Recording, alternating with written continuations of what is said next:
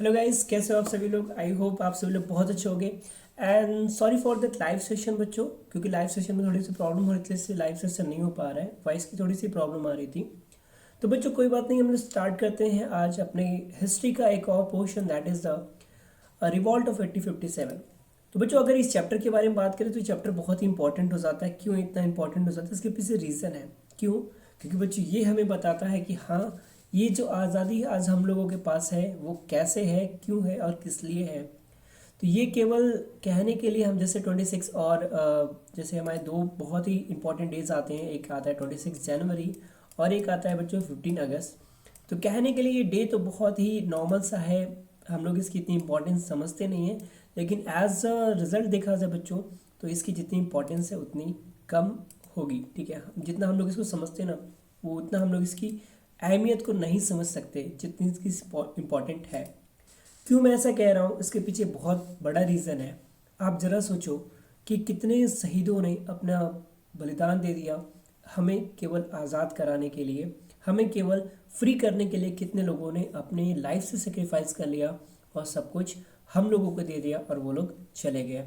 तो बच्चों उनके लिए तो ये चैप्टर तो बनता है, ये चैप्टर पढ़ना तो बनता है कि हमें पता तो चले कि आखिर उन लोगों ने हमारे लिए क्या क्या किया और आज हमें उनके लिए कैसे हैप्पी होना चाहिए, उनके लिए कैसे शुक्रिया अदा उनको करना चाहिए। तो चलो स्टार्ट करते हैं चैप्टर को, द रिवॉल्ट ऑफ 1857। तो बात करें बच्चों द रिवॉल्ट ऑफ 1857 का, तो हम इसे कह सकते हैं, एक मिनट मैं इसको साइड कर देता हूँ, ये भाई साहब को साइड कर देता हूँ। ठीक है, ये भाई साहब मैं ही हूँ। ओके गाइस, तो बात करें रिवॉल्ट ऑफ 57 का, तो इसको बहुत ही अलग अलग फॉर्म में इसको इंडिकेट किया गया कि ये इसको first war of independence against British भी बोला जाता है। देखो मैं इसे तो नहीं बोलूँगा, लेकिन पता है 1757 के बारे में बात बता दूं बच्चों आपको। 1757 में क्या हुआ था, प्लासी वॉर हुआ था। ठीक है, प्लासी वॉर हुआ था। तभी से माना जाता है कि जब प्लासी वॉर हुआ था तभी से जो ब्रिटिश का ना इनकी न्यू खोदी जाने लगी थी। एक आग, जो आग था इंडियंस के मन में, वो बढ़ता चला जा रहा था। वो क्या हो रहा था, वो बढ़ता चला जा रहा था। और क्या हुआ, एक समय आया, एक समय आया, कब आया, ये आया 1857 में। कब आया बच्चों, 1857 में ये समय आया जब ये पूरा जो आग था हमारे अंदर एक ज्वालामुखी के रूप में फट गया और वो किसका फॉर्म बना लिया, एक फॉर्म बना लिया एक रिवॉल्ट का, जिसको नाम दिया गया द फर्स्ट रिवॉल्ट ऑफ 1857 का नाम दिया गया। बस इसका रिलेशन यहीं से, इसीलिए इसको कहा जाता है कि ये पहला ऐसा वॉर था जो इतने तरीके से लड़ा गया और बहुत ही इसमें कह सकते हैं काफ़ी ज़्यादा लोगों का काफ़ी अच्छा योगदान भी रहा, जिसकी वजह से आज हम इसमें सक्सेस पा गए थे। ठीक है, सक्सेस हुए थे। तो इसकी वजह ही क्या थी कि बहुत से लोगों का इसमें काफ़ी योगदान था और इसका काफ़ी अच्छा रिजल्ट भी आया, जिसकी वजह से हम जानते हैं 1857 के बाद अगला जो चार्टर एक्ट आया उसमें क्या हुआ कि उसमें अब जो पावर थी वो ब्रिटिश कंपनी से हटके किस में चली गई, क्राउन के पास चली गई थी। एज वी नो दैट, वो चीज़ तो हम लोग जानते ही हैं। ठीक, तो इसीलिए इसको क्या कहा जाता है, फर्स्ट रिवॉल्ट ऑफ 1857 के नाम से इसको जाना जाता है। कुछ चीज़ें हैं फैक्ट के बारे में, हम उनको डिस्कस कर लेते हैं। जैसे देखिए यहाँ पे क्या है, बोला जा रहा है the revolt of 1857 was consequence beginning of the independence struggle against the colonial tyranny of the British। मतलब इसको क्या बोला जा गया, इसको बोला गया ये बिगनिंग है, एक शुरुआत है। ये क्या है बच्चों, एक बिगनिंग है, एक शुरुआत है। किसकी शुरुआत है, इंडिपेंडेंस की शुरुआत है। किसके अगेंस्ट, ब्रिटिश कॉलोनियल स्टेट्स के अगेंस्ट, यानी ब्रिटिश के अगेंस्ट एक इंडिपेंडेंस की शुरुआत है ये हमारी। ठीक है, इसके बाद क्या बोला गया, इसमें और मेंशन किया गया कि there are various name of the revolt of 1857। तो ये जो 1857 का था ना, बहुत से इसके नाम रखे गए। 1857 के बहुत से नाम रखे गए, जैसे बोला गया कि इंडियाज फर्स्ट इंडिपेंडेंस वॉर। ठीक है, वॉर ऑफ इंडिपेंडेंस या इंडिया फर्स्ट इंडिपेंडेंट वॉर बोला गया। सिपाही मिलिटेंस यानी सिपाही विद्रोह भी इसको बोला गया। कुछ लोगों ने इसको क्या बोला, ये सिपाही विद्रोह भी है। क्यों ऐसा बोला, उसके पीछे रीज़न है। एक्चुअली क्या हुआ ना कि जो स्टार्टिंग हुआ वो सिपाहियों की वजह से हुआ था। आपको याद होगा एक बहुत ही बड़े लेजेंड का नाम मैं लेने जा रहा हूँ आपके सामने, वो क्या है, मंगल पांडे। कौन है बच्चों? मंगल पांडे। तो मंगल पांडे एक ऐसे व्यक्ति थे जिन्होंने क्या किया, इस आंधी की शुरुआत कर दी, इस तूफान की शुरुआत कर दी, और कहीं ना कहीं ब्रिटिश को जड़ से उखाड़ के उनकी जड़ को कमजोर करने में जिसका योगदान था वो किसका था? मंगल पांडे का था। आई सैल्यूट दैट गाय कि उसने ऐसा किया और अकेले बलबूते पे उसने पूरे पूरे भारतीयों को एक करके दिया था। उस समय जो आज एक बहुत बड़ा मुद्दा होता है कि हाँ ये हिंदू है और ये मुस्लिम है, उस समय हिंदू और मुस्लिम एक हो गए थे और उस समय केवल क्या था? केवल इंडियन थे। और तभी ये युद्ध क्या हुआ, कहीं ना कहीं किसी न किसी लेवल पे काफ़ी ऊंचे स्तर पे गया। तो बात करें इसके बिगनिंग की बच्चों, तो ये बिगनिंग कब हुआ था? इसकी बिगनिंग मानी जाती है कि 10 मई 1857 किस स्टार्ट हुआ था? कहाँ से स्टार्ट हुआ था? मेरठ से स्टार्ट हुआ था। ठीक, हुआ क्या था? मेरठ की छावनी थी, वहाँ पे मंगल पांडे इसका विद्रोह स्टार्ट कर दिया था और मंगल पांडे को 3 अप्रैल को इनको क्या दी गई थी? फांसी दे दी गई थी। ठीक है बच्चों, आगे देखो, इसको बोला गया this war of independence make the end of rule of the British east India company. जैसा कि मैंने बोला, ठीक है, ये जो वॉर हुआ ना, ये किसने क्या किया? इसने ब्रिटिश इंडिया की कमर की न्यू कमर तोड़ दी, एकदम एकदम उनकी क्या, वो कमर को तोड़ दिया और कह दिया भैया ये क्या होगा, ये जो rule by the British east India company है ये खत्म हो गई। ये क्या हो गई? खत्म हो गई, नस्ते नाबूद हो गई ये। ठीक, अब इसकी जगह कौन आ गया? ये डायरेक्टली कौन रूल करने लगा? क्राउन। अब डायरेक्टली कौन रूल करने लगा इसके ऊपर? अब क्राउन इसके ऊपर डायरेक्टली रूल करने लगी। ठीक है, अब जो आए इसके बाद क्या है? इसके बाद गवर्नर जनरल आए। तो यहीं से गवर्नर जनरल की स्टार्टिंग हो जाती है कि यहीं से आपके गवर्नर जनरल स्टार्ट हो जाते हैं आने। ठीक, जो इमीडिएटली रीजन के बारे में बात करें बच्चों, जो इस टाइम का इमीडिएटली रीजन था वो क्या था? देखो बच्चों, अगर इमीडिएटली रीजन के बारे में बात करें हम लोग, तो उस टाइम जो इमीडिएटली रीजन था वो सबसे बड़ा जो रीजन था वो यूज करने वाली इनफील्ड राइफल थी। कौन सी थी? Enfield rifle. होता क्या था इस इनफील्ड राइफल में? देखो, इस इनफील्ड राइफल की बात करूं बच्चों, तो ये जो इनफील्ड राइफल में लगने वाली जो बुलेट होती थी, जिसको क्या बोलते थे? कॉटेज। ठीक है, ये जो कॉटेज होता था ना, होता क्या था, इसके ऊपर एक लेयर होती थी जिसको लेदर की एक लेयर होती थी, उसे क्या मुंह से काटना होता था। तो ये बात बताया गया कि इनफील्ड राइफल में यूज होने वाला जो बुलेट है, जो कॉटेज उसमें लगाया जाता है, जो कवर इसके ऊपर लगाया जाता है, वो एक्चुअली है किसका? वो है बच्चों किसका? लेदर का। ठीक है, और वो लेदर यूज किसका होता है? वो फैट यूज किसका होता है? वो फैट यूज होता है पिग फैट का या फिर काउ फैट का। अब आप लोग को पता होगा बच्चों, पिग फैट, या ये जो पिग है, पिग एनिमल है जिसको हम लोग शुअर बोलते हैं, और ये जो काउ है जिसको हम गाय बोलते हैं। गाय हमारे लिए, हिंदुओं के लिए क्या होता है बच्चों? बहुत ही पूजनीय होता है। ठीक, हम इसका मांस नहीं खा सकते। और जो फैट, ये जो पिग होते हैं, ये मुसलमानों के लिए बहुत मतलब शर्म की बात होती है कि ये इनको टच भी नहीं करना चाहते, इसको बहुत अछूता मानते हैं, बहुत गंदी गंदी चीज़ इसको मानते हैं। अब आप खुद सोच लीजिए, इतनी गंदी चीज़ को उनने मुंह से उनके काटना, तो कहीं ना कहीं ये मुसलमानों के और हिंदुओं के दोनों की बात हो रही है। ठीक है, मुसलमानों और हिंदुओं दोनों के ही कहीं ना कहीं रिलीजन से ये खेल रहे थे, उनके धर्म से, उनके व्यवहार से ये क्या कर रहे थे? खेल रहे थे। मजाक बना के रखा था इन लोगों ने ये हिंदू और मुस्लिम के रिलीजन का। इसका सबसे बड़ा कारण अगर 1857 के में अगर देखा जाए, तो 1857 का जो रिवॉल्व हुआ था, इसका सबसे बड़ा रीज़न अगर देखा जाए बच्चों, तो यही दो रीज़न सबसे ज़्यादा मेन दिखाई देते हैं कि उस टाइम यूज़ होने वाला। क्योंकि धर्म के ऊपर जब बात आ जाती है ना, तो क्या होता है फिर? तो भाई युद्ध होगा ही होगा। ठीक है, फिर तो चाहे ब्रिटिश रूल रहे चाहे कोई रहे, युद्ध तो होगा ही। बात करें कॉजेज ऑफ रिवॉल्ट 1857, तो यही एक रीज़न नहीं माना गया। अलग अलग बुद्धिजीव आए, अलग अलग वैज्ञानिक आए, जिन लोगों ने अलग अलग मत दिया कि नहीं यही एक रीज़न नहीं था, कुछ और भी ऐसे रीज़न थे जिसकी वजह से ये वॉर हुआ। तो वो क्या क्या रीज़न थे सबके बारे में डिस्कस करते हैं। जैसे कि पहले क्या आया कि जो इनिशियल रीज़न था, इसमें कह रहा है the revolt of 1857 was initiated due to the various factor which are cited below. कौन कौन सा? पहला, रिलीजन एंड सोशल कॉजेज। पहला क्या है बच्चों? रिलीजन एंड सोशल कॉजेज आया। इसमें क्या बोला? Religions and social causes reasons of religion restrictions was belief in the major reason of the revolt 57। यानी इसको क्या मानते हैं, मेजर मानते हैं कि ऐसा इस क्यों हुआ, इसको ज़्यादा इंपॉर्टेंस ये देते हैं इस चीज़ को, क्योंकि बहुत मैंने भी पहले बोल रखा कि ये क्या ना बहुत इंपॉर्टेंट हो जाता है। क्यों इंपॉर्टेंट हो जाता है, क्योंकि आप किसी के धर्म के साथ खिलवाड़ नहीं कर सकते, वो भी ऐसे देश में जहाँ पे धर्म सबसे ऊपर होता है, जैसे कि भारत जैसे देश में धर्म क्या सबसे ऊपर है। Whenever Indians were exploited and were kept away from mixing with Europeans, the whites also started interfering in the religion and culture affairs of Indians and tortured them as well। देखो मैं तो ये नहीं कहूँगा इनके सारे काम गलत थे, इनके कुछ काम तो बहुत ही क्या थे, अच्छे थे। जैसे कि आपका एक सती प्रथा, आपको पता है ना बच्चों, सती प्रथा में क्या होता था, जिनके हस्बैंड की डेथ हो जाती थी, जिनके हस्बैंड की डेथ हो जाती थी, उनकी वाइफ को भी, उन लड़कियों को भी जिंदा उनकी चिता पे जला दिया जाता था।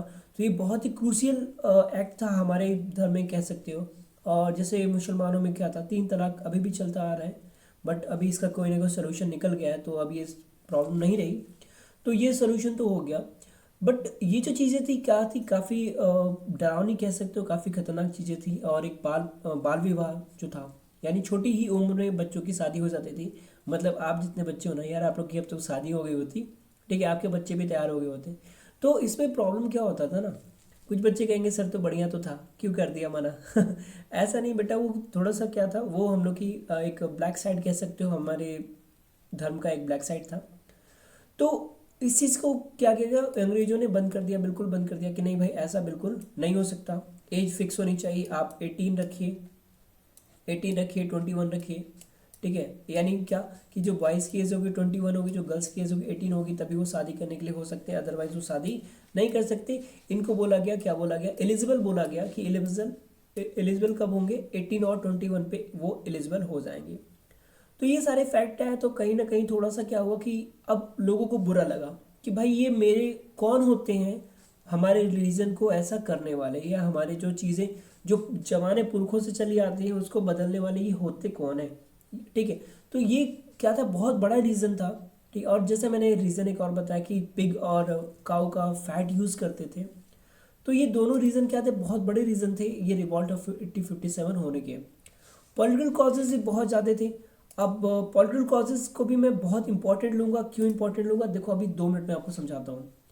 The British experiment had led the progression of unjust political and led to the loss of power of the nawab and zamindars. देखो सबसे बड़ा चीज़ यार, अब हम जिसको अपना आइडियल समझते हैं, जिसको हम अपना आइडियल समझते हैं, जैसे आपके नवाब और जमींदार हो गए, उस टाइम क्या था, अच्छा खुद सोचो, अगर आपको कोई आइडियल है, आप जिसको बहुत रिस्पेक्ट करते हो, ठीक है, उसको वहाँ से हटा दिया जाए, उसकी मतलब उसको बहुत बेइज्जत कर दिया जाए, उनको इंसल्ट कर दिया जाए, तो how do you feel guys, आपको बहुत बुरा लगेगा कि ऐसा उसके साथ कैसे किया। डेफिनेटली गाइज सेम चीज़ यहाँ पे हुआ, जो नवाब थे, जो जमींदार थे, इनकी पावर को छीन लिया गया इनसे, इनकी पावर को क्या गया, छीन लिया गया। इनकी पावर को जब छीन लिया गया, तो ये जो इंडियंस थे यहाँ के, इनको क्या हुआ, बहुत दुख हुआ कि ऐसा इनके साथ कैसे किया। अब पावर छीनने के पीछे भी क्या थे, बहुत से रीज़न थे, क्योंकि अब जो स्टार्टिंग में ब्रिटिश इंडिया कंपनी की बात करूँ, तो ये केवल यहाँ पे क्या करने आए थे, ओनली बिजनेस करने आए थे, ट्रेड करने आए थे। बट इनके मन में खुराफात हुआ, और धीरे धीरे करते करते इन्होंने पूरी की पूरी इंडिया को अपने कब्जे में कर लिया, ठीक है। तो the introduction of the unfair policies like the policy of trade and commerce, the policy of indirect subordinates, the policy of war and annexation and the policy of direct subordinate, and जिसको हम लोग डक्ट्राइन of lapse भी बोलते हैं, डक्ट्राइन्स of lapse भी बोलते हैं, the policy of misgovernments generally hampered the intersect of the ruler of the native state, and they one by one become the victim of the British expansions। समझना इस बात को क्या है, ये जो जितनी पॉलिसी आई, सबसे बड़ी जो पॉलिसी आई, जो सबसे बड़ी रीज़न उस टाइम की कहलाएगी, जो सबसे बड़ा कॉज उस टाइम का कहलाएगा बच्चों, वो है डेक्ट्रेंस ऑफ लैप्स, ठीक है। इसको बोलते हैं हड़प की नीति। हड़प की नीति डलहौजी जो उस समय का गवर्नर जनरल था वो उसने लेकर आया। इसमें होता क्या था, इसमें वहाँ के लोगों की जो वहाँ के जो लोग थे उनकी क्या होती थी, उनकी प्रॉपर्टी को ये हड़प लेते थे। जैसे आपका मतलब इसमें था क्या कि अगर नवाब के पास कोई खुद का लड़का नहीं होगा, समझ रहे हो आराम से क्या था इसमें, ये कहा गया था कि अगर नवाब के पास कोई खुद का लड़का नहीं होगा तो उसकी जो प्रॉपर्टी होगी नवाब के बाद वो गवर्नमेंट की हो जाएगी। सिंपल सी बात है।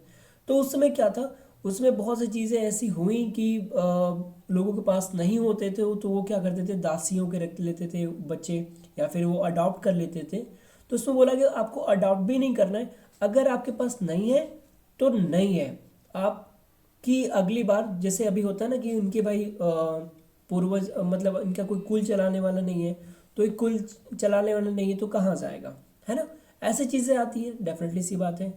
तो चीज़ें इसमें यही थी कि अब क्या बोला गया कि अब आपकी जो प्रॉपर्टी होगी वो किसकी होगी बच्चों, बहुत बढ़िया, किसकी होगी, गवर्नमेंट की होगी, ठीक है।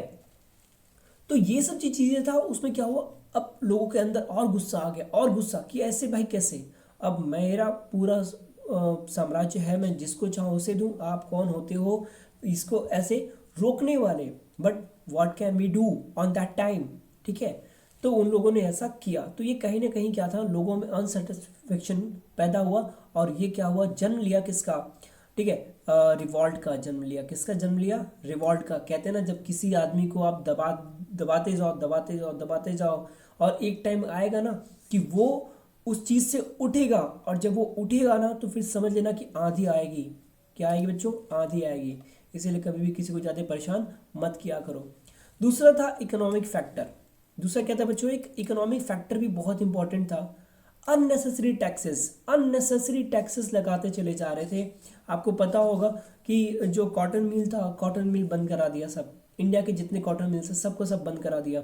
मतलब यहाँ पे आप कोई प्रोडक्शन नहीं कर सकते, सारा का सारा कॉटन ये ले जाते थे इंग्लैंड, वहाँ से प्रोडक्शन कराते थे, प्रोडक्शन करा के फिर उसको ले आते थे।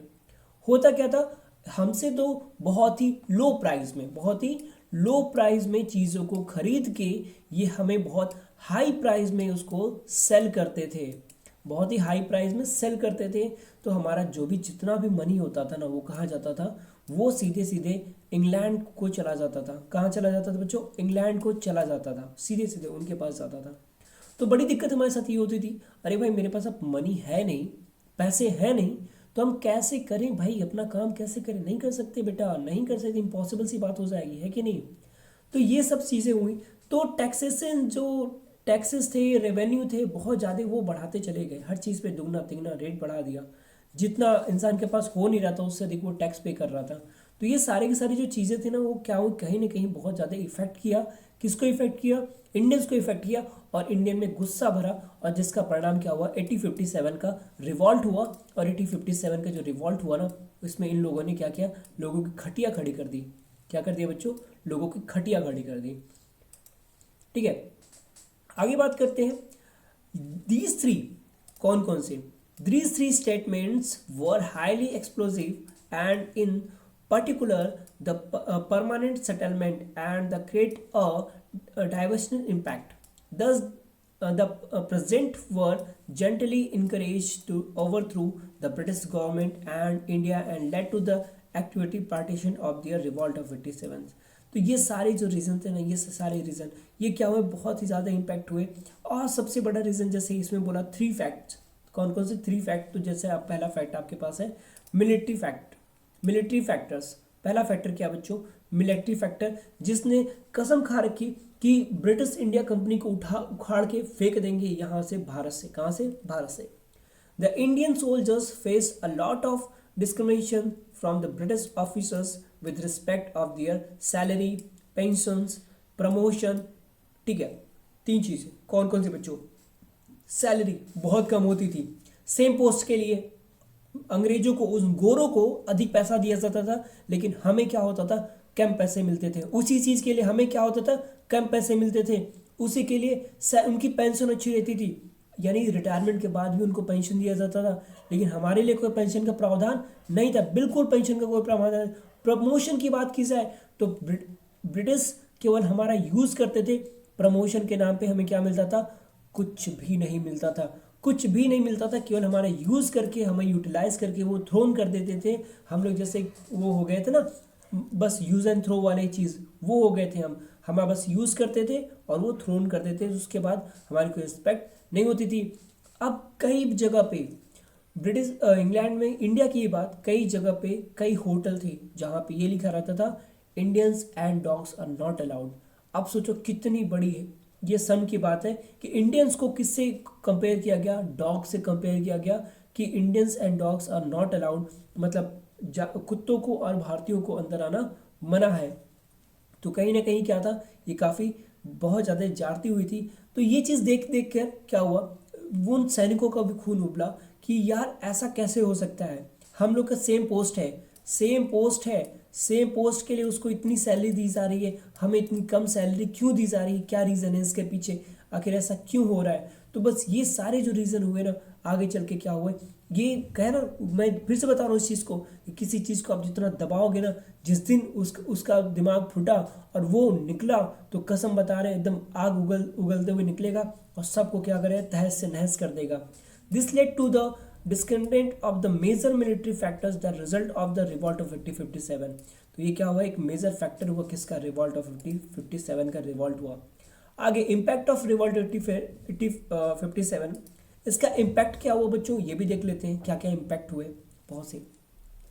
सबसे बड़ा इम्पैक्ट देखा जाए तो अब जो पावर था, जो पहले क्या था, वो ब्रिटिश इंडिया कंपनी के भी हाथ में था, लेकिन अब जो पावर था वो किसके भी हाथ में चला गया? वो चला गया आपका किसमें, वो कंपनी से चला गया किसके पास? क्राउन के पास। कंपनी से कहाँ चला गया? वो क्राउन के पास चला गया। किसके पास? क्राउन के पास। ये क्राउन का, मैं बार बार क्राउन का जिक्र कर रहा हूँ, इसका मतलब पता है क्या, कि महारानी विक्टोरिया के पास चला गया। उस समय महारानी विक्टोरिया ही थी, ठीक है। तो देखो यहाँ पे क्या कह रहा है, the revolt of 1857 shock the foundation of British east India company.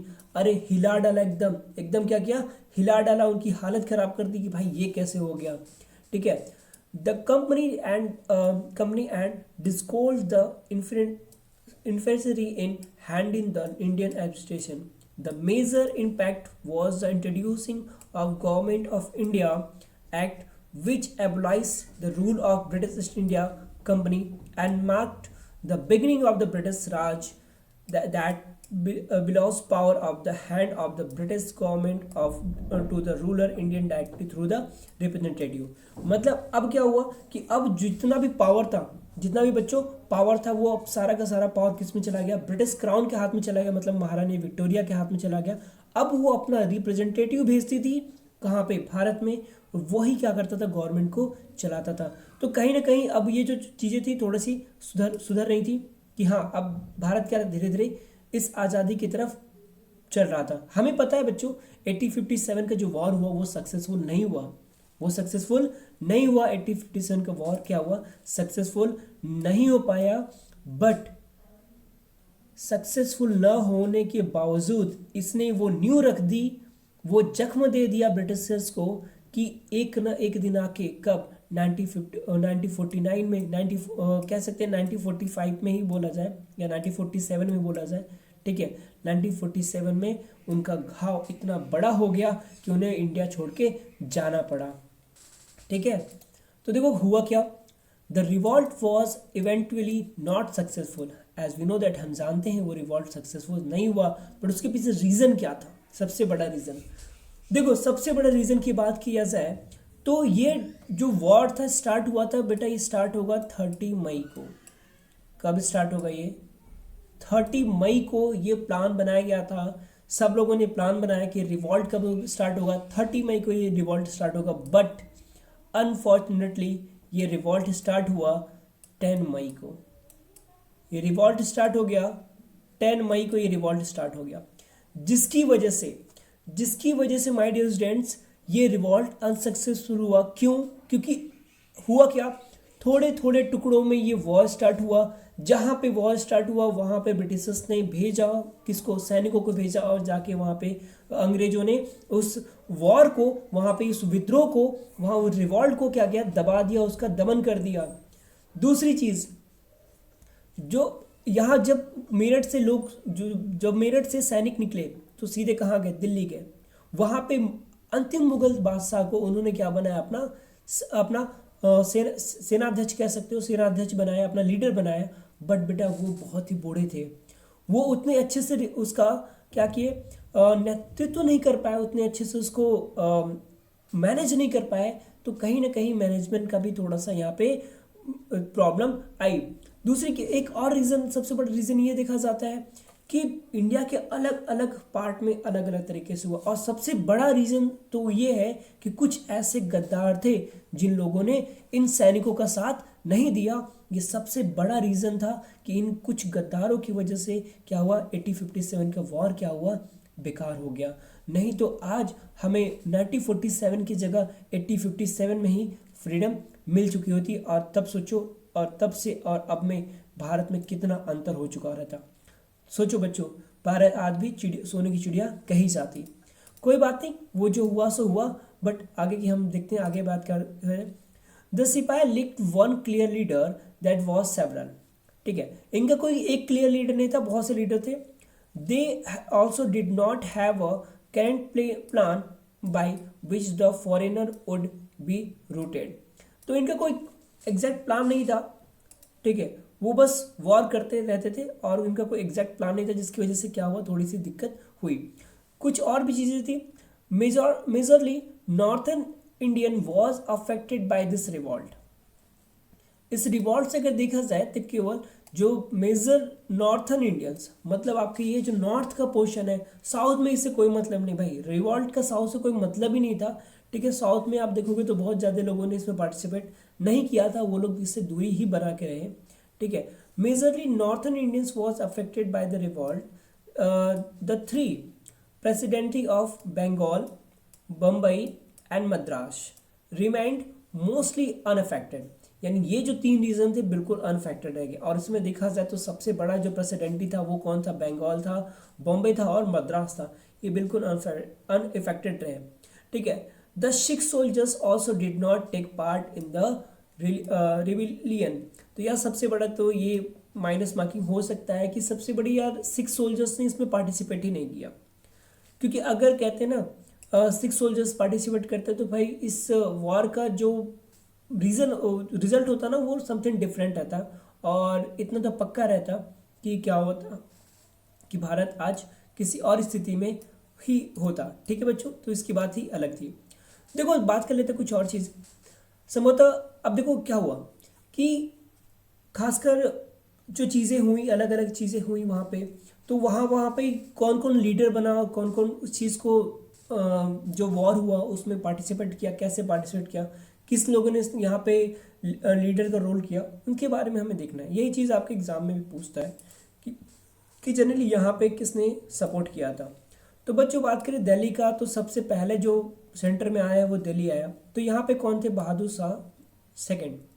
कौन थे, बहादुर शाह सेकंड। इनको हम कह सकते हैं आखिरी मुगल, लास्ट मुगल एम्परर जो थे, ये क्या थे, बहुत बूढ़े हो चुके थे और सैनिक का उतना अच्छे से नेटवर्क नहीं कर पाए। जनरल भक्त खान दूसरा क्या था, जनरल भक्त खान भी थे। बात करें लखनऊ का, लखनऊ में कौन थे बेटा, तो लखनऊ में बहुत बार पूछा जाता है लखनऊ के बारे में कि बेगम हजरत महल। कौन थे, बेगम हजरत महल। इन्हीं के बारे में नाम ज़्यादा आता है, बाकी का तो उतना ज़्यादा नहीं पूछता, लेकिन आप याद करने के लिए याद कर लीजिएगा ब्रिजेस कुदरे एंड अहमदुल्ला। दूसरा कानपुर के बारे में बात करें तो कानपुर में नाना साहेब और राव साहेब और तात्या टोपे। ठीक है, तो ये तीन इंपॉर्टेंट नाम है। देखो मैं उन्हीं का नाम ले रहा हूँ, नाम तो सब बहुत से हैं, लेकिन जिनका बहुत ज़्यादा इम्पैक्ट हुआ। झांसी की बात करें तो झांसी में कौन थी भाई, रानी लक्ष्मीबाई। खूब लड़ी मर्दानी, वो तो रानी झांसी की रानी थी। आप लोगों ने स्टोरी भी सुनी होगी। वो वही था जो अपने बच्चे को अपने कंधे पे बांध के और लोग अंग्रेजों से लड़ी। वो कौन सा वॉर था बेटा, 1857 का ही वॉर था। और क्या हुआ, एट लास्ट वो शहीद हो गए। ठीक है, बिहार के बारे में बात करें तो बिहार में कुंवर सिंह। ठीक है, ये इनका नाम आता है। बिहार में किसका नाम आता है बच्चों, कुंवर सिंह का नाम आता है। बहुत फेमस है कुंवर सिंह बिहार के लिए। ठीक है, तो ये याद रखिएगा बिहार में कौन है, कुंवर सिंह है।